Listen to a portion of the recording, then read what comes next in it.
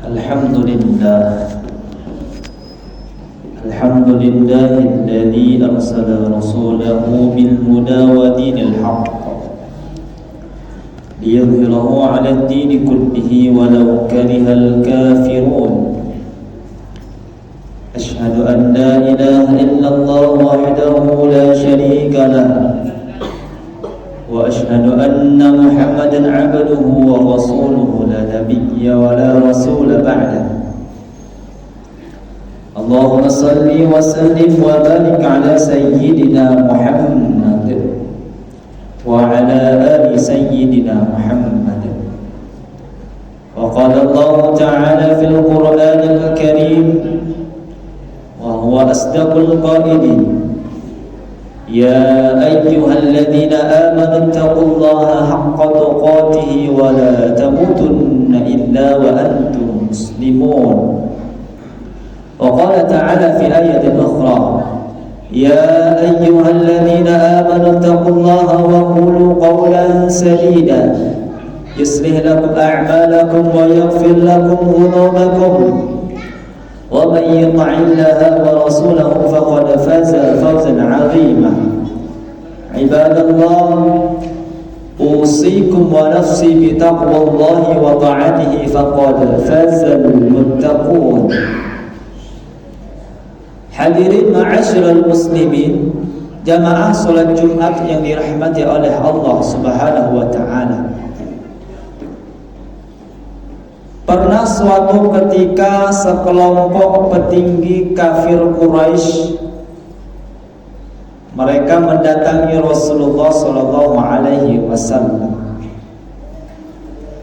Mereka datang kepada Rasulullah sallallahu alaihi wasallam untuk menawarkan, untuk mengajak diskusi, untuk berdialog kompromi tentang pelaksanaan ajaran secara bersama-sama. Mereka datang kepada Rasulullah sallallahu alaihi wasallam untuk bernegosiasi, mengajak Rasul dan pengikutnya untuk berdamai agar tak lagi terjadi perbedaan dalam pelaksanaan beragama dan beribadah. Singkat sejarah, mereka datang kepada Rasulullah untuk mengajak membagi dua kota Mekah. Berkata salah seorang di antara petinggi kafir Quraisy, "Ya Muhammad, bagaimana kalau Mekah kita bagi menjadi dua?" Kemudian Rasul menjawab, "Wahai petinggi Quraisy, apa maksudmu?" Kembali berkata petinggi Quraisy, "Ya Muhammad, bagaimana kalau kita bagi dua kota Mekah ini? Kamu sembah Tuhan kami sekali, kami akan sembah Tuhanmu sekali." Mendengar perkataan ini, Rasul menjawab, "Kalau begitu selamanya saya tidak akan membagi dua kota Mekah."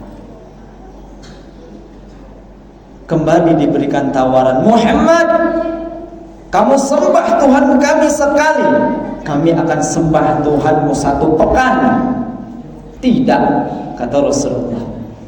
Dinaikkan tawarannya oleh petinggi Quraisy, "Ya Muhammad, kamu sembah Tuhan kami sekali, kami akan sembah Tuhanmu satu bulan." Rasul tetap mengatakan tidak. Dinaikkan lagi tawaran yang lebih fantastik, "Muhammad, engkau sembah Tuhan kami sekali, kami akan sembah Tuhanmu satu tahun lamanya." Pun demikian Rasul tetap menjawab dengan jawaban yang sama. Dan penawaran yang terakhir dari petinggi Quraisy, "Muhammad, engkau sembah Tuhan kami sekali, kami akan sembah Tuhanmu selamanya." Dari kisah ini tampaklah dengan jelas bahwasannya mereka petinggi Quraisy menginginkan Rasul dan pengikutnya untuk mengikuti ajaran mereka.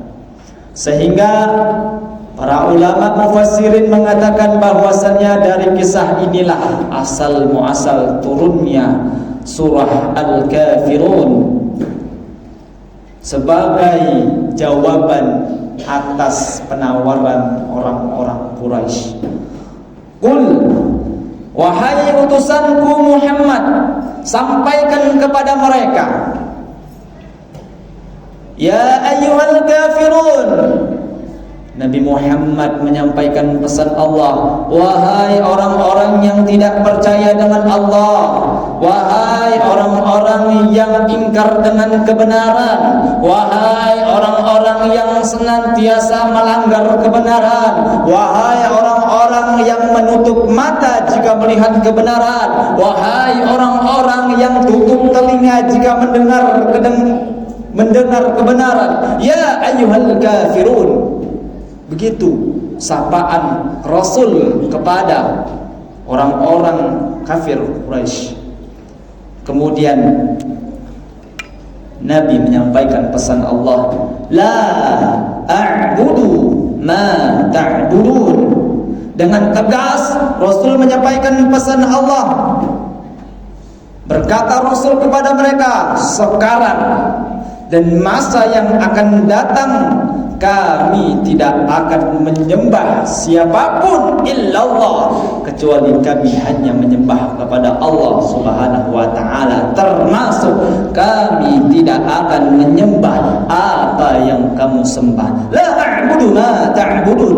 Ayat ini tegas menjelaskan kepada kita bahwa Islam mengharamkan pemeluknya untuk mencampur adukkan agama. Apapun alasannya, apapun dalihnya. Namun sayang beribu sayang, umat Islam seringkali terjebak di dalam makna bahasa toleransi beragama yang sering diartikan dengan mencampur adukkan agama, termasuk di dalam hal ibadah. Misal, bila mana ada kaum Nasrani yang mereka beribadah di hari rayanya, banyak umat Islam pecah kelompok. Ada yang kemudian mereka mengikuti ritual ibadah tersebut dengan dalih toleransi beragama. Jamaah salat Jumat rahimakumullah, pahamilah bahwasannya makna toleransi beragama bukanlah mencampur adukkan agama, akan tetapi makna toleransi beragama sesungguhnya adalah menghargai eksistensi, menghargai keberadaan agama yang lain. Sebagaimana Rasulullah SAW mengajarkan tentang kemurnian toleransi yang dijelaskan di dalam Al-Quran surah Al-Kafirun, wala antum abiduna ma a'bud wala ana abidun ma abadtum wala antum abiduna ma a'bud. Ayat ini tegas dan jelas mengajarkan kepada kita bahwa umat Islam ini, umat Islam dan umat yang lainnya terdapat perbedaan dalam hal beribadah. Agama Islam dengan agama yang lainnya terdapat perbedaan dalam hal yang disembah. Oleh karena yang disembah berbeda, maka cara menyembahnya pun berbeda. Wala antum abidu nama a'bud. Nabi menyampaikan pesan Allah, kamu bukan penyembah apa yang aku sembah. Ayat ini seolah memberikan isyarat, memberikan penegasan bahwasannya kami ini menyembah Allah, kamu bukan penyembah Allah. Ibadah kami ini untuk Allah, ibadah kamu bukan untuk Allah. Ibadah kami ini adalah ibadah, ibadah kamu bukan ibadah. Tuhan kami adalah Tuhan dan Tuhan kamu bukanlah Tuhan. Ayat ini sekali lagi seolah mengatakan kami tidak akan pernah beribadah seperti ibadah kamu, dan kamu tidak perlu beribadah seperti ibadah kami. Inilah bentuk toleransi yang paling murni, menghargai bukan mengikuti. Itulah makna toleransi. Lalu bagaimana jika umat Islam diminta untuk mengikuti ibadahnya umat yang lain dengan dalih toleransi beragama? Pahamilah hal seperti ini adalah racun keimanan. Maka penutup dari surah ini, Allah mengajarkan kepada kita untuk mengatakan dengan tegas, katakan kepada mereka yang mengajak, lakum dinukum waliyadin. Di ayat ini ada kata lakum.